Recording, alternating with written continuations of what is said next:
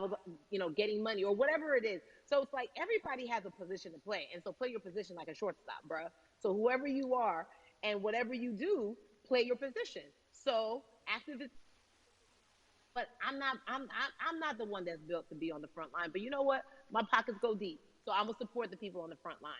I'm a comedian. Black joy is a form of activism. There's always a call for entertainers or celebrities that have the platform to do something. Why aren't you speaking out? I'm not a believer in thinking that it's mandatory. Like you said, everyone can be an activist and be activated in different ways. But talk to me about the connection. Talk to me about the marginalization in your world and how you feel like it even inspires you to say more and use your platform.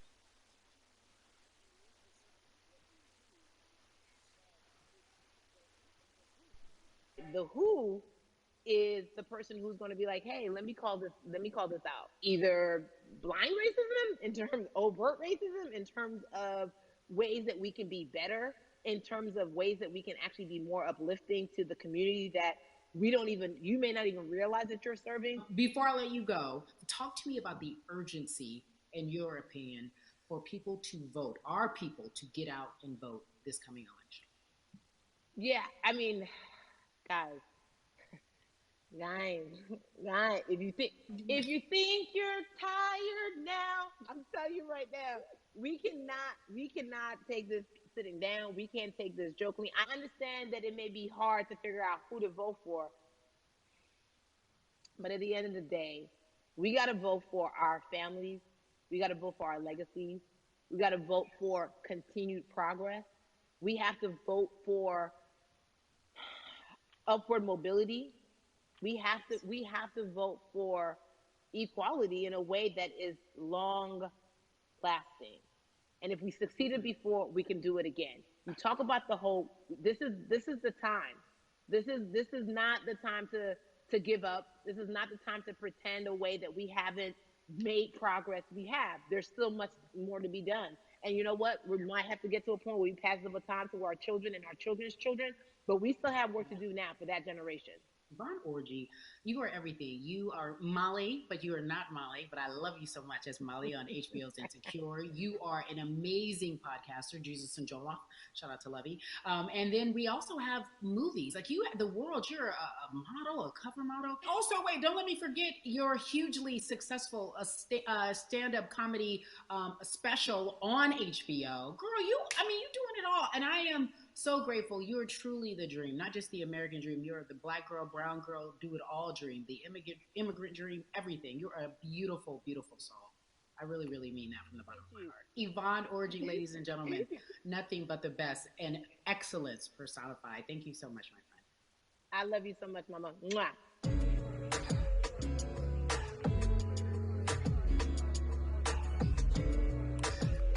Yeah, la la. So Atlanta has been one of the hotbeds in terms of political unrest and social injustice. We've seen so much happen in that city, and we've also seen so much come from that city, including one of our very own founding fathers of the civil rights movement, and that's Martin Luther King Jr. But right now, we want to welcome in someone who has used his platform to talk about voting, to talk about racial injustice, and how he's trying to help. Atlanta's very own Russ joins us now on We the People. Russ, I'm not going to fan out and tell you what some of my favorite songs were that I listened to repeat on yours. We're going to get to the topic at hand. So amazing. We got to talk about, recently you did an interview where you shared your outlook on culture and music. And you also were very candid about the fact that you have a privilege and that it's necessary for you to give back. Tell everybody about what that means. It's very obvious, I'm white and I'm in Black culture and I'm benefiting financially off of it. So I feel like if you're a white person financially benefiting off of Black culture, you have to put finances back into Black culture. It's just that simple. The screenshots with your feelings, it just comes off like fake empathy because it comes off very dismissive and very oh, that sucks for y'all, but anyway, back to what I was doing. Have you felt that way always, or is it now because of the time of where we are in this country?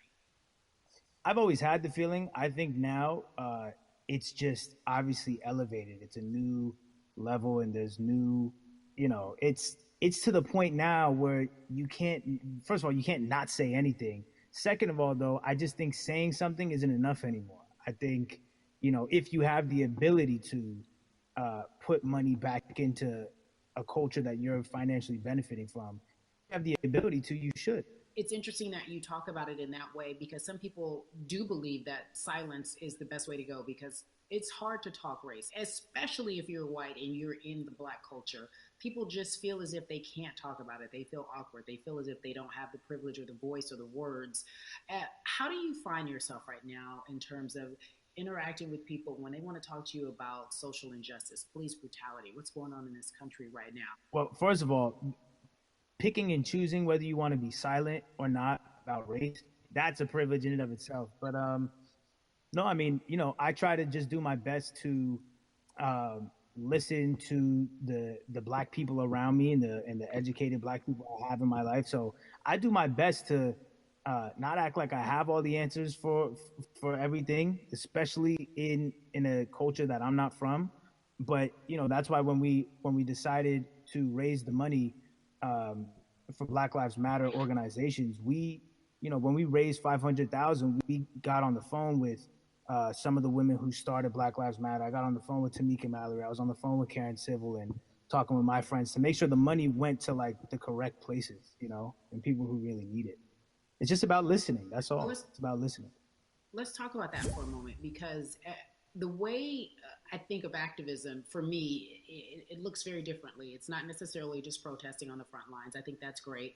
But what about being an activist in the way in which you have decided to be one? What inspired you? What did it look like? You said you raised money for Black Lives Matter. What did you do? Mm-hmm. Walk us through everything that you did and how you find yourself in this moment right now. So for me, it was 3 years ago. I had like a string of festivals, and I decided that I was going to wear T-shirts with a message on them because I figured, what better, what better time to use a platform than in front of a bunch of people.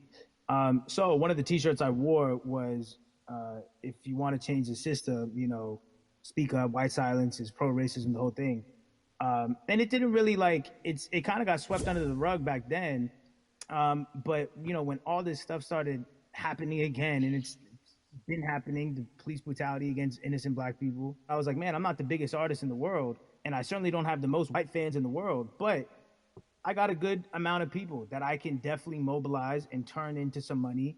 And I know they're down for the cause because it's merch, it's a good thing. And I've always been outspoken anyway, and so how am I going to be in black culture and not be outspoken about racism? And then I got to ask you this because you grew up in Atlanta, so that gives you a heads up, depending for so many people, because you're in the crux of that beautiful black city where there are so many wonderful black leaders, home of so much great music and things that speak to our culture right now. And we are really, really getting our word out, especially with this platform today, and saying that we must use our voice to vote.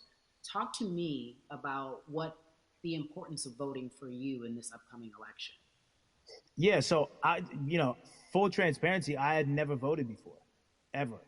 And because, I was one of those people who was like, my vote doesn't matter. And, and I don't know, maybe it's because I was younger, maybe it's because I really thought that, or I don't know, but I just think that it's got to, now this is a bit of a privilege to say it's got to a breaking point for me, because obviously it's been past the breaking point for black people. But I think that as a whole, the young people need to get out and vote, because we're the ones that never show up. You know what I mean? We never show up to vote, but we're the future. So it's like, look, we got to go out there and vote, and then whatever happens, but at least we did our part. You got to do your part. You're very candid in saying that you just decided to vote. And I think there's a beautiful irony in the fact that you have your fans saying, because of you, I'm voting. Right. And there's something beautiful about that. But I want to know why now for you. Why in this moment is it important for you to vote? And what hit your spirit to say, yes, this is the time to do it? Honestly, because I think that George Floyd really woke up a lot of people who, including myself, who I was vocal and outspoken about racism. I put it in my lyrics. I put it on T-shirts. I would talk about it in interviews. I was vocal about it. But that video in that moment, I think me, along with a lot of other people, just kind of was like, all right, words are simply not enough anymore. We got to do something, whether it's raising money, whether it's voting or all the above. Like it's we got to do something, you know. And I'm ashamed that it took that for me to be like, I need to raise money and I need to vote. You know, it's a shame, and I don't know. It just, I guess, it snapped a bunch of people out of it. You know, and even if you were vocal and whatnot, it's just it's time to actually put your money where your mouth is. It's time to go vote. You know, it's time to just stop talking about it and be about it. You know, and it's been time for that, but like I said, you know, I'm ashamed that it took me this long to actually really be about it, but I'm here now. So, Russ, we all know that this is going to be your first time voting. Tell me what that Yeah, experience is going to be like for you in terms of what you're excited about. I think you know what it's gonna do for me. It's gonna let me know that I'm contributing to something bigger than myself, and I'm actually putting my money where my mouth is, and I'm being about it because you know for so long, and I know I'm not alone with this, but you know, standing on the outside and just screaming about this and that and this should change and it's like, all right, but did you vote? You know, and so I'm, you know, I know it's gonna feel good to know that I played a small role, you know, and that's the problem. I think the mentality of like my vote doesn't matter needs to be changed to my vote, albeit small, does matter. It's a role I'm playing, and if I play my part and you play your part, and he and she plays their part, then we make a difference. But you know, it'll feel. I have a feeling it's gonna it's gonna feel very bigger than me. I mean, I think when you realize that giving uh, actually feels better than receiving, that's when you start wanting to do your part and contribute. So, voting is an easy way to give. You know. Yeah. To whom much is given, much is required, and you have been given a huge platform, and we are so grateful for you, Russ. Philanthropist, artist, community activist, first time voter. We appreciate you for doing Yes. this, okay? Thank you. I appreciate y'all.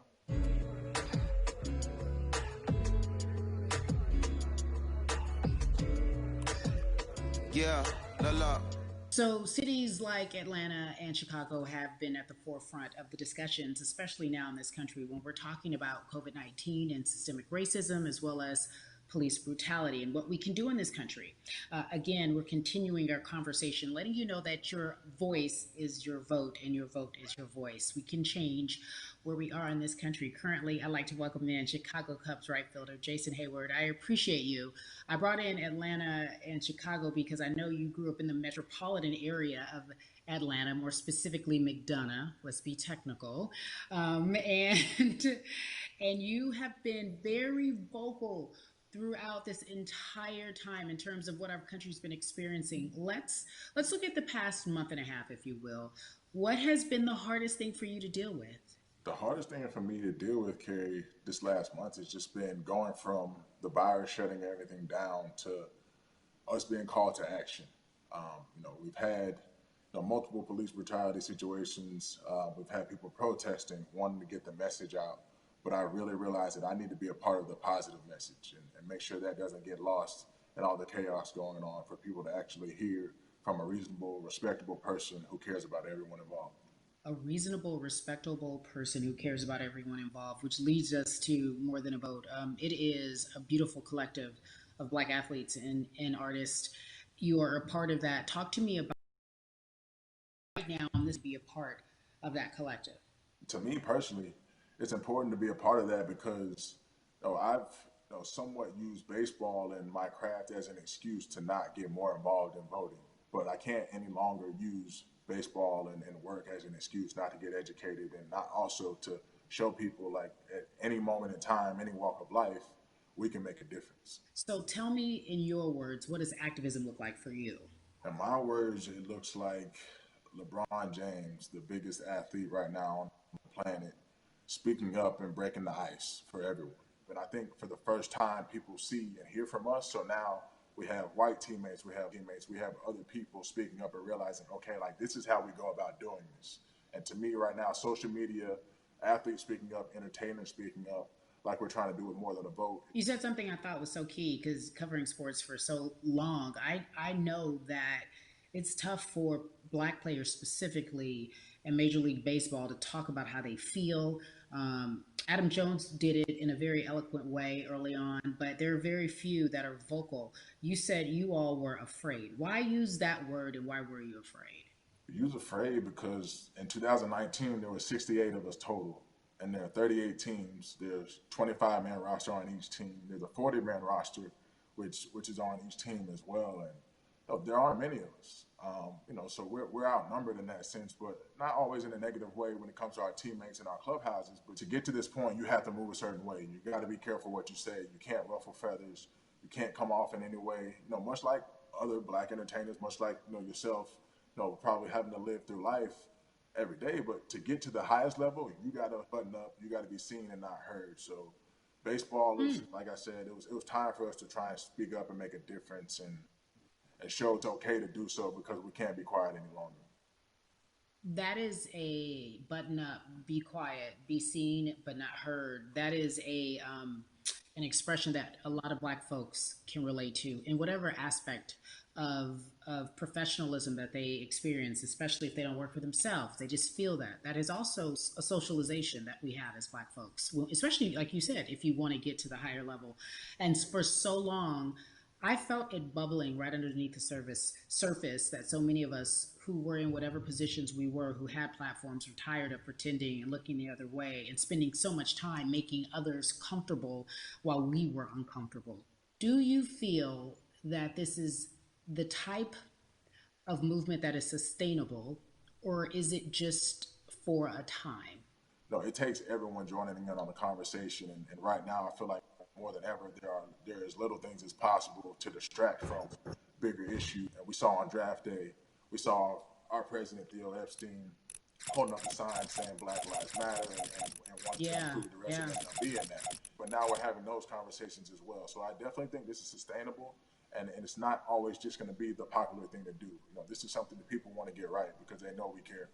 Jason, you said you think it's sustainable, that what you're seeing, especially with your colleagues in baseball, that this can be something where you're feeling more comfortable, feeling more safe to share how you feel about social injustice and police brutality. What are you doing right now in this moment with your platform to help change how we look at voting and how to educate the culture and the community about voting?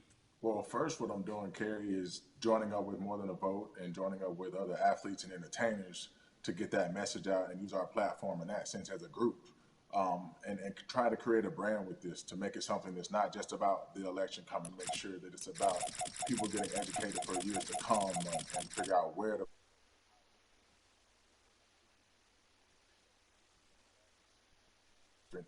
areas of people. And as a baseball player, as a Black baseball player, I feel like now, like we talked about, is finding the time to show people that you can use your voice in this profession.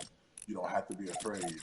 And to me, that can help someone, help a kid growing up. He can see me, he can see other guys that were in the video we posted saying, hey, this is what they're standing for. They're speaking up for these things, and it's okay to want to play baseball. It's not lame. It's not something I have to be as afraid of as I was before. So I feel like that's my role in this. I have a younger brother as well. He's 24. He also plays baseball. So I've got to lead by example. I can't just always, come up with a good answer that sounds good on TV when I get asked a question on, what do we need to do to make changes? I'm joining up here to make sure that I take action and get educated myself. For one, so many people, I feel like in Atlanta, they're on the move. Or when you want to try to make a vote and try and cast your vote, you have to do it by mail. You have to sign up for the absentee ballot. Then you have to get another ballot in return. They have to send it back to you. Well, for me personally, they didn't send that back until it was too late, right? We didn't get it in the mail to the address that's an Atlanta address at my parents' house. We didn't get that in the mail until it was too late. And then from other friends and family that are still in Georgia right now, I just hear about them being held in lines too long and trying to get off work. And we know how it is for any family, but let alone a Black family in a city or in the suburbs trying to take care of their family and trying to provide for them. You try to get off work, and then you're like, wait a minute. You start looking at the clock. It's like, oh, this is not going to happen today, right?